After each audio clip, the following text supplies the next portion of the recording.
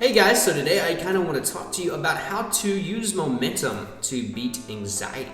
Go ahead and smash the like button down below if you're ready to kick anxiety in the butt, and leave me a comment as well. Let me know if you have a positive momentum going for you or if you have negative momentum, because there are two sides to this.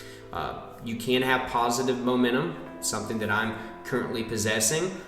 You can use that to beat anxiety, or at least to conquer certain aspects of your anxiety, or to remain anxiety free, which is what I'm trying to do, is to not go back to my anxiety disorders. And I'm primarily speaking to people with anxiety disorders, not just everyday general stress. This also applies to people with other mental health disorders and phobias and depression. You can use this momentum tactic to your advantage. But you can also have negative momentum, something that I don't want to work on or build in the future, because I could go back to my anxiety disorders if I build negative momentum, doing things that didn't work for me, things that caused my anxiety in the first place, not continuously working on my root causes of anxiety, having poor lifestyle choices, not eating right, not exercising, focusing in on my normal bodily symptoms and sensations, something that I did with my health anxiety. Not trusting doctors. If I went back to those same behaviors and I did it over a period of time, I'd build negative momentum. And once you gain momentum, whether it be positive or negative, it is very hard to stop that, okay, and to change. So you don't want to get a lot of negative momentum against you, because it's very, very hard to change that. And we've all been there. But I want to give you a couple of visuals, a couple different ways of looking at this, because I like to do that. These are for two different types of people, really. The first one will be for those of you that like sports. Say your team, the home team, is down 7-0. You got like 3 minutes left on the clock in the first half. You get an interception, and now you have the ball and you drive down the field, and then you kick a 57-yard field goal, which if you like football, you can respect that. That's a long freaking field goal. And you get the ball in the second half. You are not winning the game by any means right now. You don't have the lead. You're going into half still down 4 points. You're losing 7-3. But you get the ball in the second half, and the momentum and the home crowd is on your side. You have a very good chance to score again and to continue piling on points. You have the momentum. Another way of looking at this is a snowball effect. And many of you have seen this visual, heard of this. It's commonly used by everyone, so nothing new. But you get a snowball, you pack it. It needs to be the wet stuff, not that dry stuff, from far up north. It needs to be some wet snow, and you got this big hillside. And you get a pretty big snowball. And then you get it and you roll it down the hill. And it's going down the hill, and what's happening is that wet snow is sticking and sticking and sticking until this ball is massive. And you don't want to be the guy at the other end trying to stop this thing when you have a huge snowball coming down. It's very popular in cartoons and things like that. But that's a snowball effect. That's momentum. It's building momentum. You want that snowball to be positive momentum. Okay? That's what you want. You don't want that big, massive snowball to be negative. So, some of you are not building enough positive momentum. Maybe you went to therapy, okay? You went to therapy and you just didn't really like that therapist, so you don't ever give it a chance anymore. That's stopping and halting momentum. Maybe it wasn't amazing momentum. Maybe you just didn't have a good chemistry with that person, but you need to go out and try to find another therapist that you can, relate with better. And I know it's hard to find therapists, especially if they've never actually been through that. So a lot of you watch videos like mine because I can relate with you. But you need to find a therapist that works for you. Many of you are dieting for a week, trying to change your lifestyle up to help you with your anxiety, and you don't see the results that you want after 1 week.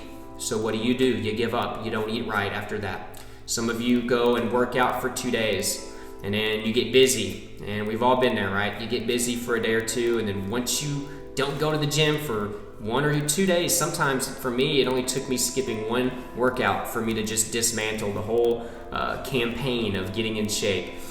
That is momentum that you need to keep working on, okay? So make sure that you're doing that.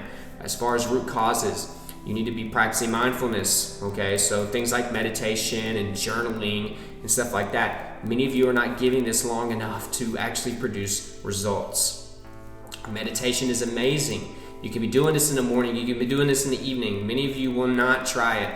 I had a person in the Facebook group, I'm not going to say their name, but they said they hate it when people suggest that they do meditation or yoga. Why do you hate that? Like, maybe you didn't like it the first time that you did it, or the first 2 tries. These people are trying to help you. They're trying to help you get your momentum going.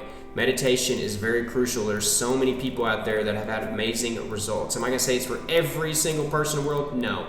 But likelihood is that if you're saying that, that means that you tried it a couple times and you didn't give it a good enough chance. There are guided meditations online if you don't know how to meditate, so you don't just feel, I guess, stupid or whatever doing it. I know some of you out there, especially men, you're like, that's too weird for me. I'm not a monk, I don't want to do that. I get that. It's amazing. It's changing people's lives. People that don't even have anxiety, that are trying to be more successful and wealthy, use meditation. People that are trying to get in shape use meditation. There's tons of meditation apps out there. Journaling is another thing that you need to be doing, taking 15 to 20 minutes out of your day. You can get a 99-cent notebook and do this. So many people give me such a hard time telling them to journal. It's so simple, okay? Make sure that you're doing that. There are tons of things that you can be doing. Positive affirmations, you can be listening to those each and every day. Practicing gratitude, which can be a part of your journaling and meditation sessions. There's always something to be thankful for. Trying to change your negative mind into a positive one.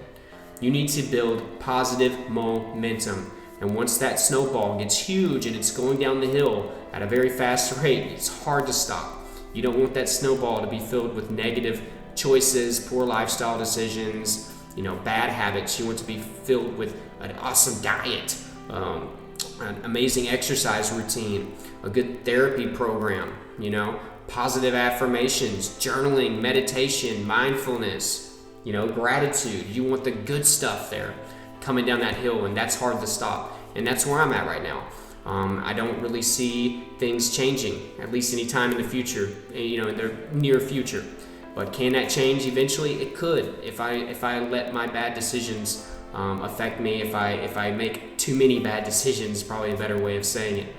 But guys, I love you all. Keep fighting. All of my tips for anxiety are down below. Be sure to check them out if you haven't.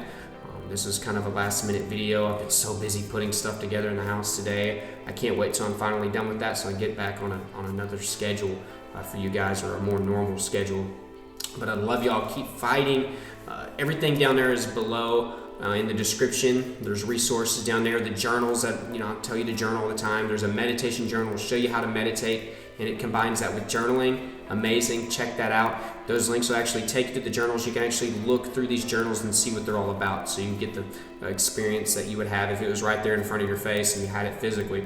Something else, there's therapy down below. Like I mentioned, many of you are not giving that a chance. The therapy down below is extremely cheap compared to in-person therapy. And for those of you that don't want to leave the house, you can do it on the phone like this. There's tons of therapists to choose from. So try that out, especially if you've had anxiety for a very long time. What's it going to hurt to try a session for a cheaper price, okay? And you can do it at home. My social media is also down below. If you haven't joined my Snapchat, my Twitter, my Instagram, our Facebook group is now over 19,000 members. Every time I do a video, it's like we jump up 300, 400, 500 members. It's amazing. That community is growing at such a fast rate. We're actually having a hard time even keeping up. It's amazing. So if you're interested in being a moderator for something like that, hit me up in that Facebook group and we'll see what we can do, because we need some help there. Guys, I love you all. Keep fighting this battle. You got this. There is light at the end of the tunnel. Some of you just need some help, and that's what I try to do here on this channel. I'll talk to you guys later.